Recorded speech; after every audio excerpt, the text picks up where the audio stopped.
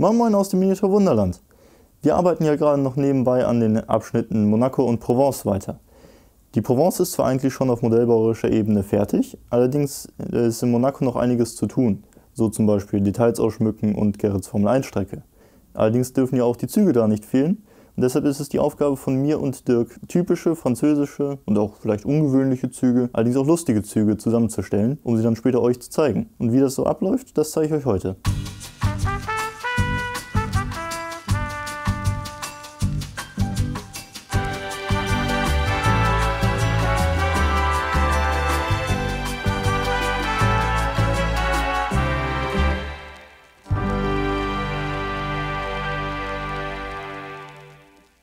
So, wir haben natürlich auch schon ein bisschen vorgearbeitet und haben eine Liste von fast 50 Zügen zusammengestellt, die auch schon größtenteils umgebaut sind. Alle 50 bis auf 2, denn die sind als kleines Special für euch vorgemerkt worden. Dabei handelt es sich zum einen um diese Dampflokmotive, die einzige, die im Abschnitt Provence fahren wird. Eine Baureihe 150X, eine ehemals deutsche Baureihe 44, die nach dem Zweiten Weltkrieg in Frankreich verblieben ist. Das andere ist dieser Zug, der Le Capitole. Ein sehr bekannter Zug, ich denke mal, einige von euch werden ihn schon kennen, der unter anderem in den 1960er Jahren ein Prestigezug der SNCF war und als schnellster Zug in Europa unter anderem in die Geschichtsbücher einging.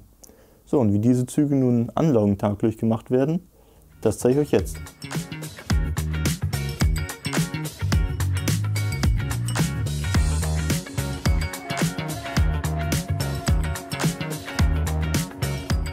Ich entferne jetzt gerade die standardmäßigen Kupplungen, weil die halt eben nicht dem Typ entsprechen, den wir auf der Anlage benutzen. Bei manchen Kupplungen ist es dann so, dass die halt dass die nach oben oder nach unten wegspringen können und dadurch dann ihre Verbindung zum jeweils vorherigen Wagen verlieren. Und stattdessen verwenden wir solche Kupplungen hier. Die sind dann mit einem Schrumpfschlauch eigentlich zusammengeklemmt, sodass die sich auf keinen Fall irgendwie bewegen können und eine stabile Verbindung zwischen den beiden Wagen herstellen.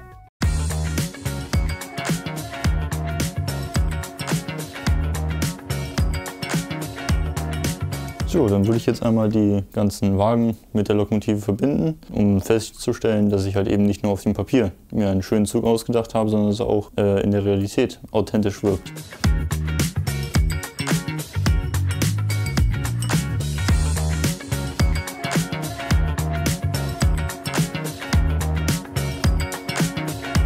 Jetzt fehlt eigentlich nur noch der Umbau der Lok. Dafür muss der Lok ein Digitaldecoder gebaut werden und eine stromführende Kupplung. Diese wird dann wiederum für den ersten Wagen dahinter benötigt. Das wird dann schlussendlich der hier sein, um halt eben eine zusätzliche Stromabnahme für die Lokomotive sicherzustellen, um halt eben zum Beispiel Verschmutzungen oder auch stromlose Stellen im Gleis überbrücken zu können. Und dabei könnt ihr mir jetzt gerne über die Schulter schauen.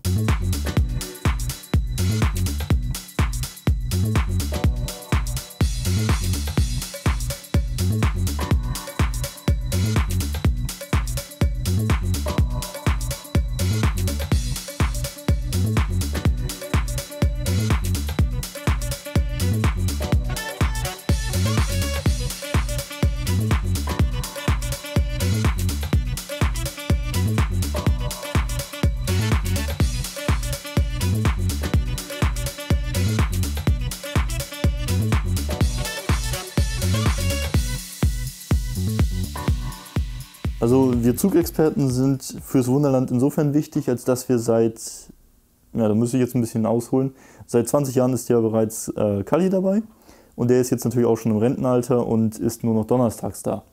Und irgendwie ist das nicht so die gelungene Kombo, dass wir, wenn wir Fragen hätten, immer nur donnerstags Kalli fragen könnten. Entsprechend sind dann ich und Dirk als Zugexperten angestellt worden. Jetzt ist halt immer ein Ansprechpartner da und gleichzeitig hat es noch den Vorteil, dass sich jeder so sein Spezialgebiet rausgesucht hat. Ich bin zum Beispiel sehr für Dampflokomotiven interessiert und weiß deshalb darüber sehr viel. Allerdings auch allgemein über die früheren Epochen, sagen wir zwischen Epoche 2, sprich 1920er Jahre, bis halt hin in die 70er, 80er Jahre.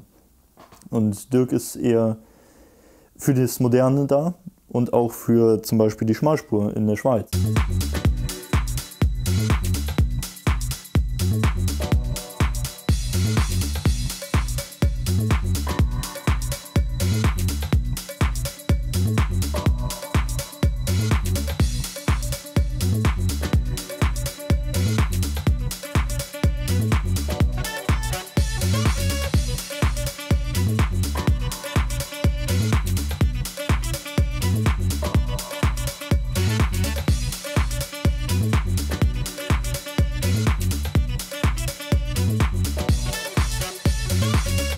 Leidenschaft Bahn entstanden ist, ist gar nicht so einfach zu beschreiben, weil zum einen reibt mir meine Mutter immer wieder unter die Nase, dass ich mich im zarten Alter von einem halben Jahr vielleicht in München damals noch an einem Brio-Tisch hochgezogen habe.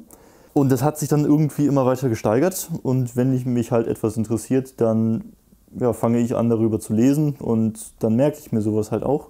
Und ja, dadurch ist dann irgendwann immer weiter das Hobby Eisenbahn entstanden. Dann kam noch der geschichtliche Aspekt damit rein, weil ich mich auch privat sehr für Geschichte interessiere. Und dazu kamen dann irgendwie noch die Dampflokomotiven dazu und ja, seitdem war es verloren und ich bin absolut zu den Dampfloks gegangen. Also mein Lieblingszug, das ist der Lange Heinrich. Der fährt hier auch in der Anlage umher, in den Abschnitten Knuffingen und Mitteldeutschland. Das ist ein sehr schwerer und sehr langer Erzzug, der zwischen Emden und dem Ruhrgebiet gependelt ist und dabei stets von 2 ölgefeuerten Dampflokomotiven gezogen wurde. Da wir jetzt die Dampflok umgebaut haben, geht es natürlich jetzt noch an die zweite Überraschung, und zwar die Le Capitole. Und die baue ich jetzt ebenfalls so um, dass sie bei uns auf der Anlage problemlos fahren sollte.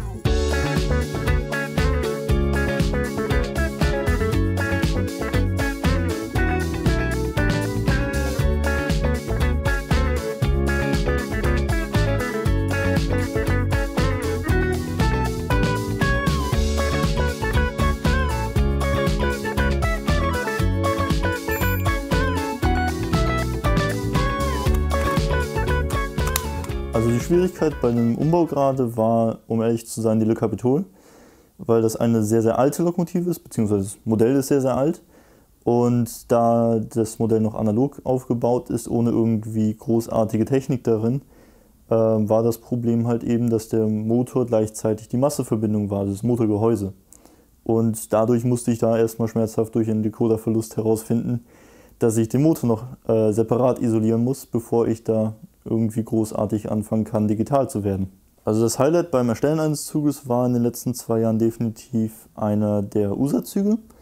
Da fährt jetzt nämlich seit jetzt gut auch einem Jahr eine Challenger mit, die mit knapp 8 Metern Länge der längste Zug ist, den ich jemals zusammengestellt habe.